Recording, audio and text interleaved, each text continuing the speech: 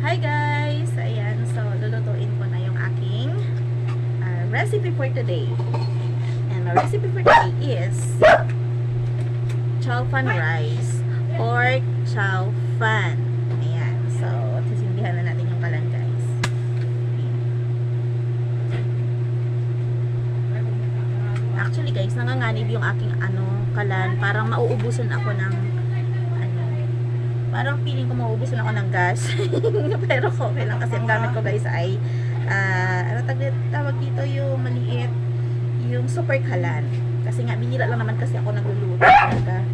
Bihira ako nagluluto. Mostly mostly sa makain sa labas. Ayan. Okay. So ayan, mainit na yung ating kawali. So ang ilalagay natin guys na oil ay yung tinawag kong garlic oil. Ayan. So, lalagyan natin yun ng oil. Tansya-tansya lang guys. Tansya-tansya lang sa kung gaano kadami yung ating lulutuin. Ayan. So, okay na to. Ayoko kasi ng madaming mantika. Ayan. Ito pala yung inalis ko na bawang. Oh, ayan. So, very useful din yan. And, malasa to guys. Pinapapak ko siya.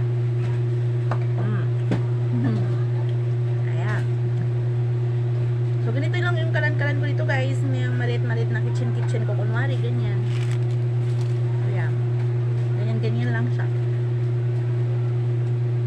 So, wait natin na uminit ng konti. Init pa ng konti. Ayan. Para mailagay natin yung ating pork.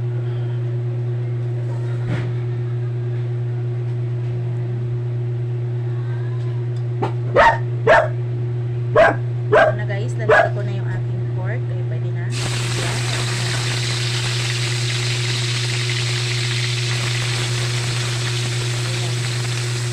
So bali lang ito guys, 1/4 kilo lang kasi konti lang naman yung lulutuin natin. Actually, kayo lang naman ang kakain. Kaya lang, gusto ko mag-share. Kasi gusto ko mag-share ng aking recipe sa kung sino man ang mga maabutan ko dyan mamaya nakasama ko sa labas. Kasi nang dadaan dito na driver na kasama natin sa work. Yan. So, wait natin guys ang ating pork na maging golden brown. And, dahil since pork nga ang gagawin natin, ang chow pan guys, gusto natin may texture talaga ng meat. So, hindi natin masyadong haluin ng ganang kahalo. Ganyan-ganyan lang siya. Medyo lang yan. Simpleng halo lang guys. Kasi para hindi madurog yung giniling. As in, durog na durog. Para may texture talaga yung pork. Diba? Ayan. So, wait natin yan siya guys. Na maging golden brown. And, now, lalagyan natin ng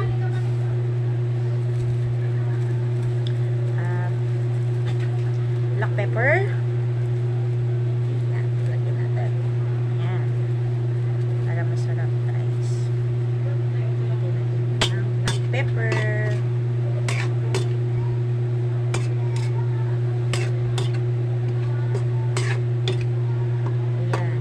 Guys, hindi siya durog na durog. Pagka ganyan ang paghalo mo, hindi masyadong tamang stroke lang ng paghalo. So, leave natin ng konti. Lalagyan natin ng salt.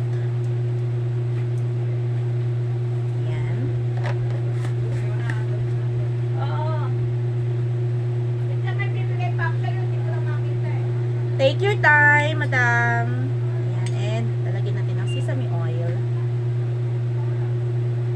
Ayan, guys. Yan. Yan? Pampalasa yan.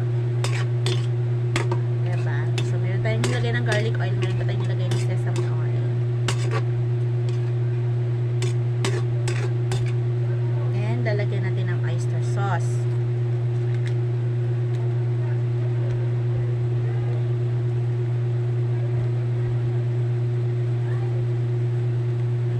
Oyster sauce natin.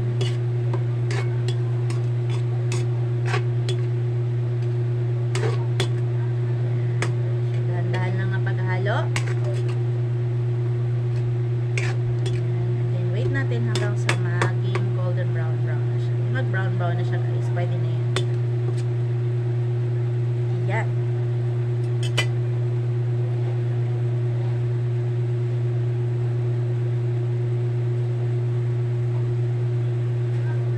Next natin na ilalagay guys ay yung ginayat nating kangkong. Pero wait muna natin ang ating iniling.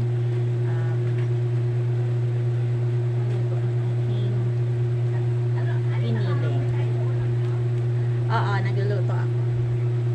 Ayan. So, dinamihan ko guys ang kangkong kasi gusto ko madaming gulay. Gusto ko talaga guys kasi gulay. Ayan. So, yung isang isang ganun siya. Pag bumili ka ng kangkong, yung isang dilat na ganun. So, yun.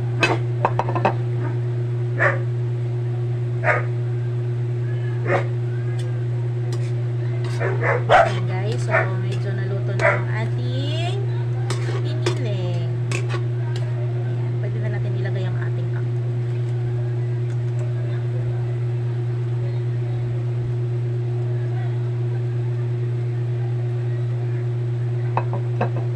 Ayan, so halo natin yan. Mix lang. Mix lang.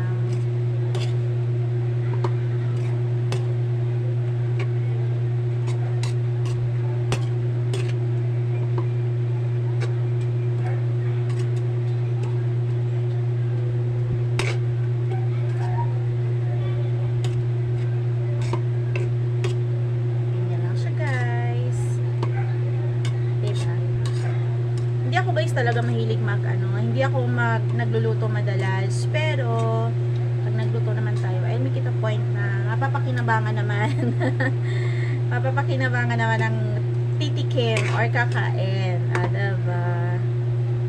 Ayan. Since mabilis lang naman maluto yung kangkong, ayan, hindi na natin aalisin dito sa kawali, maglalagay na po tayo ng egglogs. Ayan, so tiklik para hindi naman na maraming gamit na mga plato-plato para sa lipat-lipat.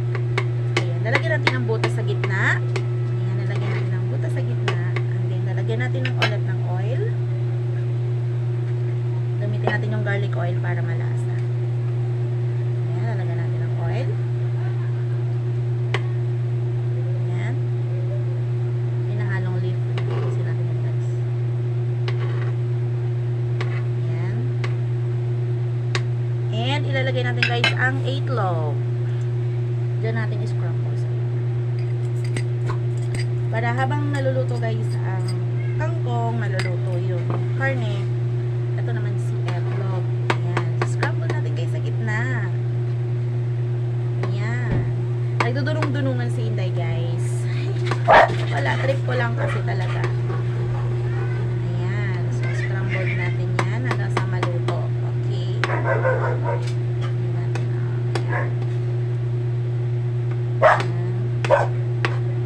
Mga aso ko guys, nasa labas na naman sila.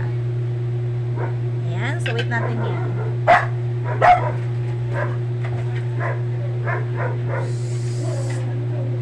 Stop.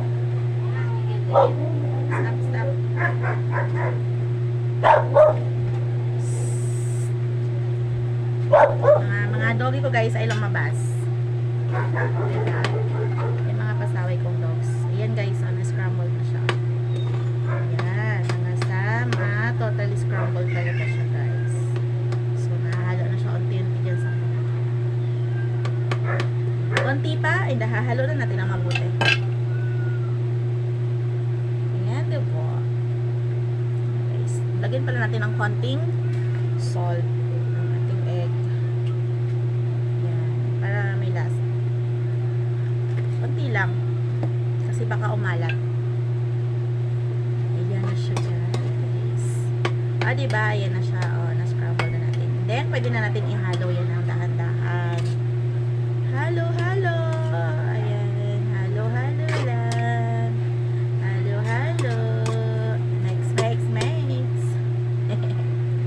Mix. Mix lang guys. Ayan. Diba yung ating giniling? Hindi siya ganun kadurog. So, ang texture ng ating giniling ay sakto. Yan. Diba guys? Uy! may grasya. Oh, mais. Thank you so much. Kasi ba may grasya dahil sa dumadating sa bintana natin. Agahan ko, hindi ko makita. Oh, wala na naman yung ano mo. Aga? Oo, bukas na yan. Ayan. Diba guys? Okay. Ayan. Ayan. So, lagyan natin ng konti. Wait natin ng konti. Hanggang sa maluto yan. So, bago natin ilagay yung rice. Guys. Ah, diba?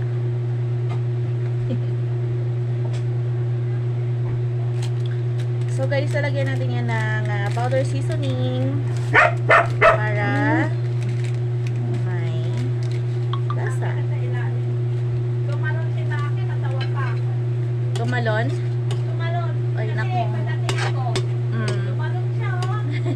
Tuwang-tuwa yun. Happy yan. Alam niya na pag nakikita niya, marinig nila yung sasakyan eh. Alam nila eh. Marinig nila yung busina. Pinagtantan na ni ano yung ano sa amin ah. Yung Sino? tubig niya. Eh, kinausap si boss kanina eh. Ah, pumayag. Oo, pumayag. Kaya nakiusap talaga sila. Maano. Kaya lang sabi niya, ayoko nang may gulo kayo. Baka mamaya, ganun din ang ano, ganun. Ewan ko. Basta sinabi lang sa akin. Ah, Sinabi lang sa akin ni Araw, nakikinig kasi doon. Ganun. Ayun, sabi, eh, baka mamaya, mag-aaway naman kami dyan sa ginagawa ninyo. Kasi ang tubig talaga ay ano, ganyan din. mahina. Mahina nga. Lalo na sa amin, mahina. Ayaw makatsas. Oo. Ayun Pero nga sa sabi inyo ko. malakas ang tubig ko eh. Ewan ko lang kung aakyat. Eh, ginagawa pa lang ata nila. Ewan ko kung ginawa o ano. So, ayan na guys. Pwede na natin ilagay yung ating kanin. Eto na po. Ang ating kanin. Ilalagay ko na. So, habang tayo guys ay nagluluto, nagmamarites tayo sa kapitbahay. Ayan. Ah, diba? Nagmamarites tayo. Ayan. Hawakan natin yung kawali para mahalo natin ang tubig. Okay. Halo-halo lang ulit yan guys. Halo-halo. Ayan. Halo-halo lang. Ayan lang siya.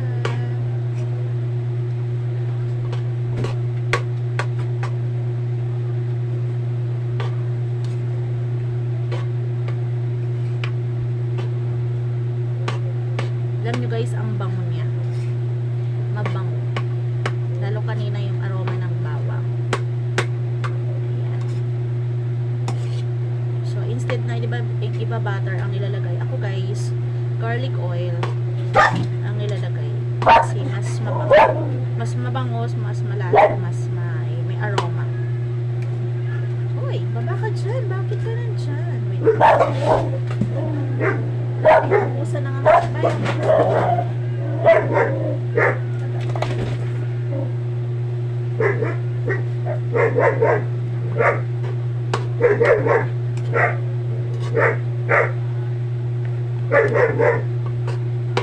And then guys, ang bahay namin ay malapit sa mga pets. Mga pets talaga. Pinupuntahan ako ng mga pusa. Hindi naman aking pusa. Lalo na kapag nakikita nila nagluluto nandito kasi namimigay ako ng pagkain sa kanila. Ayan. Pag hindi ako busy, pinagluluto ko yung mga yan. Tapos pinifeed ko sila.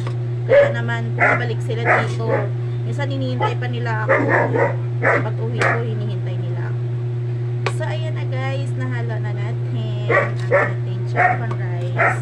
Ganyan natin para mag-fit ang pagkaluto. Ayan. Yay! So, ayan guys. Lalagyan natin ng konting asin. Ayan, kasi ang rice natin ay ang gamit ko guys na rice ay sinandoming dito. Yan talaga ang aking ginagamit na laging bigas, sinandoming kasi malambot kasi siyang kainin. Kahit wala kang ulam, pwede mo kang kumain. Charot. Ayan. So, yun guys, yun na yun ang ating chow pan rice. Diba? So, wait lang natin to na maging golden brown. Ayan. Golden brown lang yan ang rice natin. Saka natin siya aalisin.